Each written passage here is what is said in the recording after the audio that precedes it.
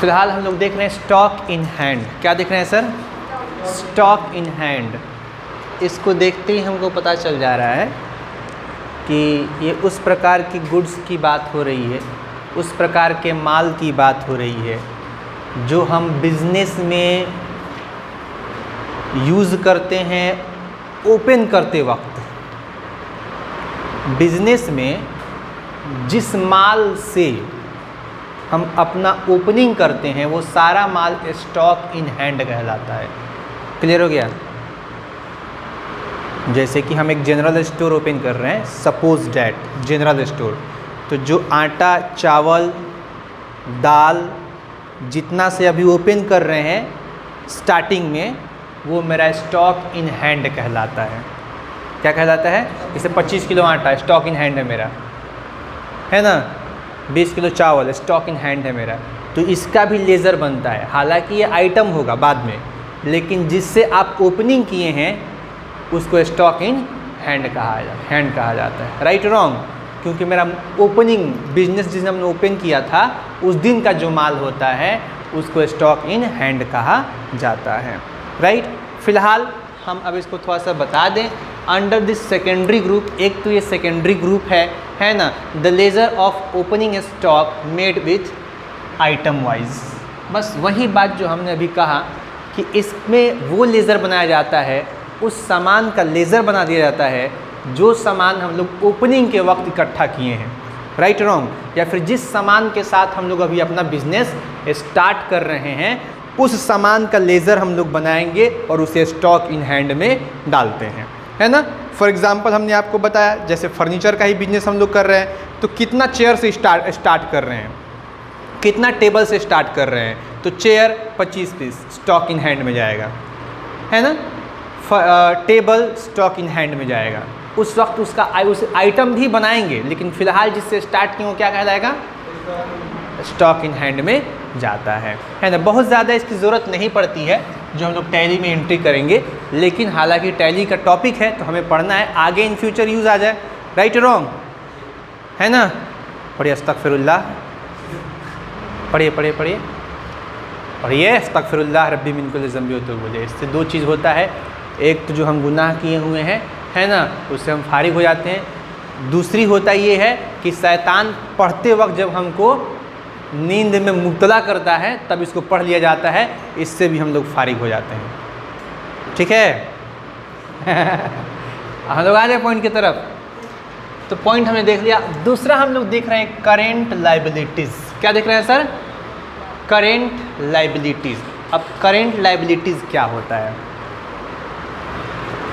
Current liabilities में यहाँ पे कहा जा रहा है इन दिस, सबसे पहले लाइबिलिटीज़ क्या होता है आप लोग बता दें। हाँ, दायित्व तो समझे नहीं। कर्ज, कैसा कर्ज? हाँ, लाइबिलिटीज़ का मतलब होता है ऋण या कर्ज, है ना। अब ऋण या कर्ज में ये किस प्रकार का कर्ज है? Current liabilities. अब करेंट लाइबिलिटीज़ क्या होता है?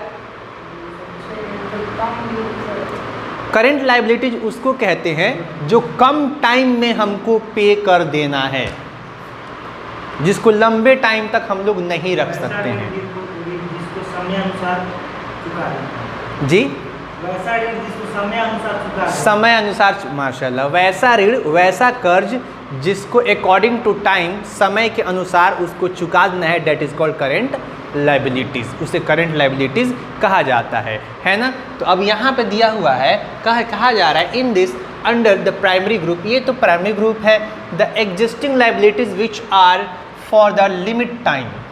वही आपने जो कहा, यानी ये उस प्रकार का लाइबिलिटी, उस प्रकार के लाइबिलिटीज़ का लेज़र हम लोग करेंट लाइबिलिटी में बनाते हैं जिसका एक लिमिट टाइम होता है। क्या होता है सर? एक लिमिट टाइम होता है। जैसे कि हमने किसी प्रकार का कर्ज लिया है या फिर हमने सामान किसी से ख़रीदा है, तो सन्ड्री क्रेडिटर का, जो हम किसी सामान खरीदेंगे उधार, तो मेरा सन्ड्री क्रेडिटर कहलाता है ना। तो सन्ड्री क्रेडिटर का जो पैसा आपके पास होता है ना, उसे करेंट लाइबिलिटीज़ कहा जाता है। क्या कहता है सर? उसे करेंट लाइबिलिटीज़ कहा जाता है, क्योंकि उसको एक टाइम के तहत चुकाना होता है। Right wrong? राइट? कोई कंफ्यूजन नहीं है, तो करेंट लाइबिलिटीज़ वो हो गया। अब आगे बढ़ के हम लोग देखते हैं from the ledger under this 3 secondary group. अच्छा, इस लेजर के अंदर 3 सेकेंडरी ग्रुप आपको मिल जाते हैं। पता है कौन कौन सा? Duties and taxes, sundry creditor और प्रोविजन, है ना। मतलब कि हमने यहाँ पे क्या दे दिया सर? Current liabilities. समझ में आ रहा है? ये प्राइमरी ग्रुप है। क्या है ये? प्राइमरी ग्रुप है। और इसके अंदर 3 सेकेंडरी ग्रुप हम लोग यूज करते हैं। 3 सेकेंडरी ग्रुप हम लोग यूज करते हैं। कौन कौन सा? एक पहला हम लोग यूज करते हैं क्या? Duties and taxes. तो जैसा कि हमने कहा कि ये वैसा ऋण है जिसको हमें समय के अनुसार चुकाना पड़ता है। तो टैक्स समय के अनुसार चुकाना पड़ता है सर। किसी भी प्रकार का टैक्स, परचेज टैक्स हो गया, सेल्स टैक्स हो गया, है ना, ड्यूटीज टैक्स हो गया, सर्विस टैक्स हो गया, समय के अनुसार चुकाना होता है। अगर समय के अनुसार नहीं चुकाएंगे तो आपके कंपनी का लाइसेंस सीज किया जा सकता है। समझ में आ रहा नहीं आ रहा? तो ड्यूटीज एंड टैक्सेस। अब तो समझ में आ रहा है ना कि प्राइमरी ग्रुप और सेकेंडरी ग्रुप क्या है।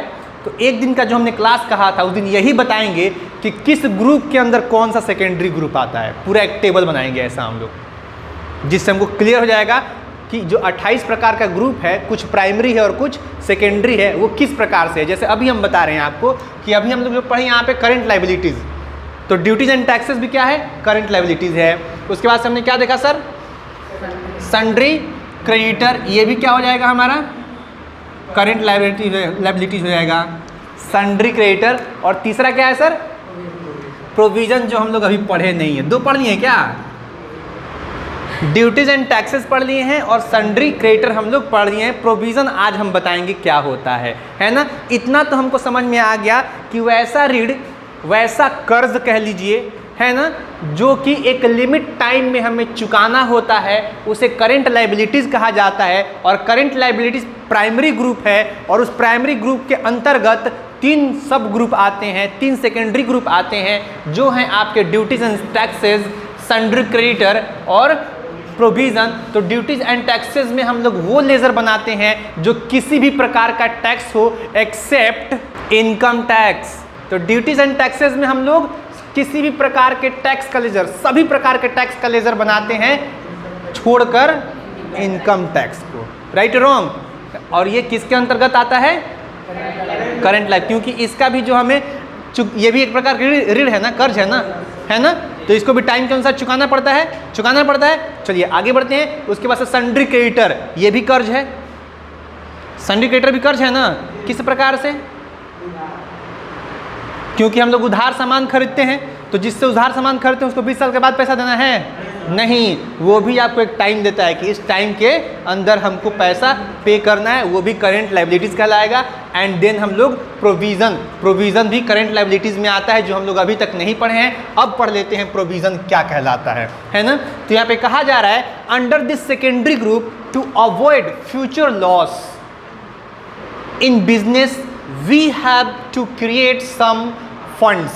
यानी इस ग्रुप के अंतर्गत हम लोग वो लेजर बनाते हैं, उस प्रकार का लेजर बनाते हैं जैसे कि फ्यूचर में होने वाले लॉस से बचने के लिए, फ्यूचर में होने वाले लॉस से बचने के लिए हम लोग क्या करते हैं? एक फंड तैयार करते हैं। क्या करते हैं? जैसे कि हमारी एक बिजनेस है सर, हम बिजनेस चला रहे हैं, तो फ्यूचर में हम पे कोई हम हो सकता है कि लॉस में जाएं, तो लॉस में भी जाएं, उससे पहले उसके लिए एक फंड तैयार करके हम लोग रख लेते हैं, कुछ पैसे जमा करके हम लोग रख लेते हैं। किस प्रकार का पैसा? जैसे कि मान लीजिए कि हमने रखा like provision for bad debts, provision for bad debts, वैसा हानि जो कभी मिलने वाला ना हो, अब जो कभी मिलने वाला ना हो।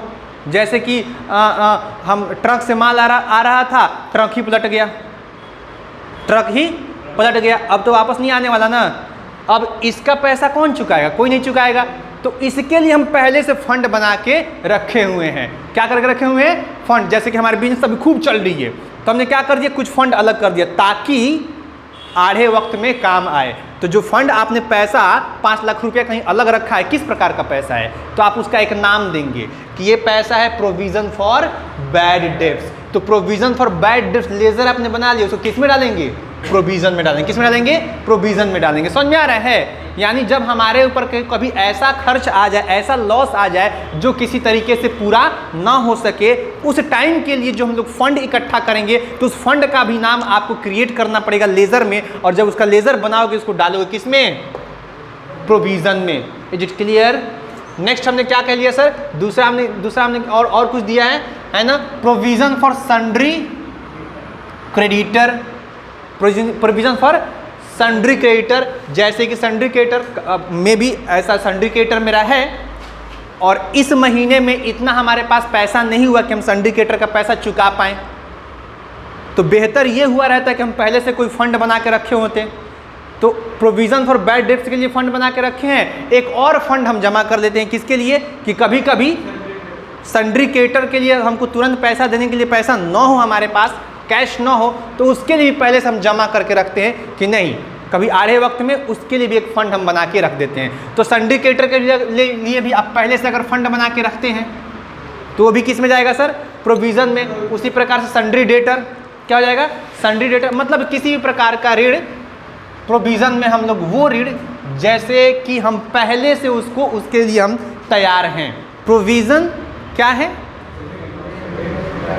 वैसा अकाउंट ग्रुप है जिस पे हम लोग ऐसा लेजर बनाते हैं जो कि लेजर होगा किसी फंड से रिलेटेड। और कौन सा फंड, वैसा फंड जो कभी हमारे फ्यूचर में लॉस होने वाला या फिर होगा तो उस वक्त में काम आए, फ्यूचर में लॉस होगा उस वक्त में काम आए, उसके लिए पहले से हम लोग एक फंड बना के रखते हैं जिसको हम लोग प्रोविज़न में डालेंगे। दूसरा हम लोगों ने आज का लेजर क्या देखा सर, परचेज और सेल्स। बहुत ज़्यादा इसको समझाने वाले हम नहीं हैं। परचेज में सिंपली किसी भी प्रकार का सामान हम लोग खरीदते हैं उधार या फिर कैश, तो उसको परचेज लेजर में बनाए थे। जैसे हम लोग परचेज करेंगे परचेज का एक लेजर बन जाएगा। सेल्स में क्या होगा, जैसे हम लोग सामान को बेचेंगे तो एक सेल्स का लेजर बन जाएगा। सिंपल, इससे ज़्यादा सिंपल कुछ नहीं होता।